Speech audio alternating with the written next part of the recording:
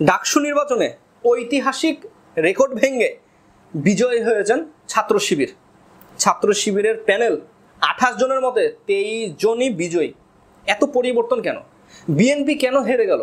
সত্য ঘটনা কেউ বলছে না, যেটা মূল পয়েন্ট সেই জায়গাতে কেউ কথা ধরছে না। আর এটাই হচ্ছে বড় দল বিএনপি, তাদের সবচেয়ে বড় ভুল, যে তারা নিজের ভুলটাকে দেখছে না, শুধু অন্যজনাকে খোঁচাচ্ছে।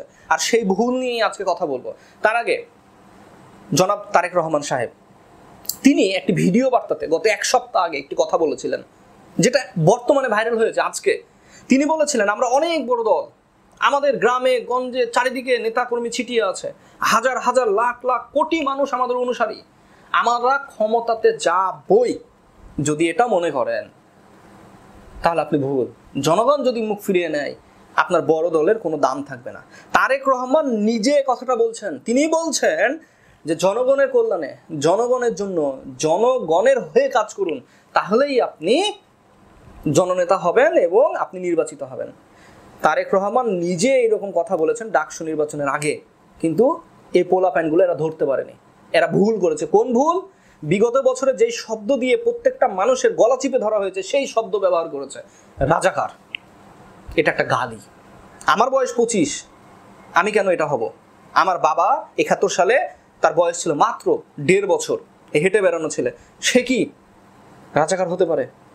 তাহলে যখন আমাকে গালি দিচ্ছে, তখন আমার রক্ত টকবক টকবক করে উঠবে। ডাকসু নির্বাচনে ছাত্রদল যখনই এই স্লোগানে মুখরিত মিটিং করলেন, মিছিল করলেন, আন্দোলন করলেন, তখনই তাদের পতন হয়ে গেছে, সেদিনই। এখন আপনারা ভাই আমাকে যদি বলেন যে কোনো দলের দালাল, তাহলে আপনি বলতে পারেন আমি দালালি করি না, আমি রাজনীতি নিয়ে কথাই বলি না, আমি তো সিনেমার মানুষ, সিনেমা নিয়ে কথা বলি, সিনেমা নিয়েই আমি কথা বলি, আমি রাজনীতি নিয়ে কথা বলি না। তবে এই যে বাংলাদেশ মিডিয়া, টিভি চ্যানেল, তারা যে সত্যটাকে তুলে ধরছে না, এটা তো সবচেয়ে বড় উইক পয়েন্ট। এটাকে তুলে ধরতে হবে। আমরা চাই যে বাংলাদেশে এই শব্দ খেলা, একটি ঘটনাকে কেন্দ্র করে গলা চিপে ধরা, এটা বন্ধ করতে হবে।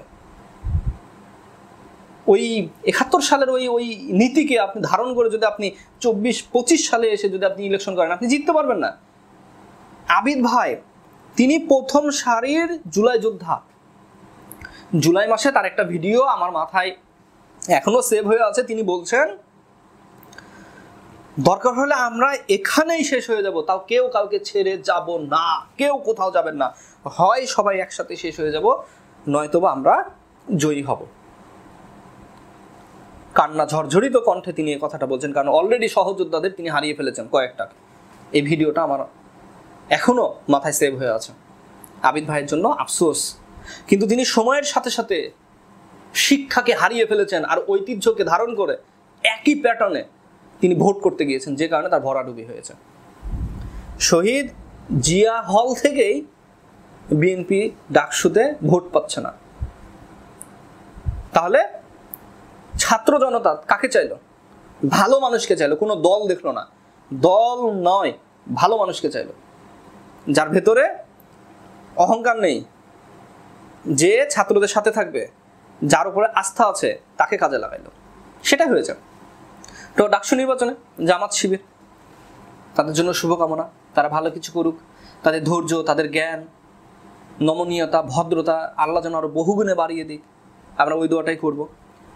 এত বড় একটা বিজয়ী, ইসলামের প্রথম জয়, এতগুলো বছর পর, তারপরেও তাদের ভেতরে আনন্দ উল্লাস নাই। আনন্দ উল্লাস আছে, শুকরিয়া আদায় করছে শুধুমাত্র আল্লাহ তাআলার জন্য, কিন্তু লোক দেখানো, মিটিং, মিছিল, আনন্দ র্যালি সব তারা বন্ধ করে রেখেছে। কেন জানেন? অহংকার হবে তাই। এটা করতে গেলে অহংকার হয়ে যাবে ভেতরে। তারা চাচ্ছে না যে আমরা এটা করি, তারা এটাকে হজম করে নিলেন, শুকরিয়া আদায় করছেন আল্লাহ তাআলার, সিজদা করছেন গিয়ে। এটাই পরিবর্তন। এই প্যাটার্নটাকে ভুলতে হবে। ইন্ডিয়ার প্যাটার্ন, ভারতের গুলি মানে ট্যাবলেট কেউ খাবে না। এটাকে পরিবর্তন করতে হবে। জনগণের জন্য, জনগণের সেবার জন্য আপনাকে কাজ করতে হবে। আপনি একজনের পকেট থেকে টাকা তুলে নেবেন, একজনের কলার গিয়ে ধরবেন, টেম্পু স্ট্যান্ডে একজনের কাছ থেকে আপনি চাঁদা নেবেন, তাহলে তো জনগণ আপনাকে চাইবে না। চাবে না। যাই হোক, রাজনীতি নিয়ে কথাবার্তায় ভুল হয়ে গেলে মাফ করে দিবেন। তবে আমি যে কথাগুলো বললাম, এটা হচ্ছে প্রত্যেকটা মানুষের জন্য, প্রত্যেকটা দেশের মানুষের জন্য।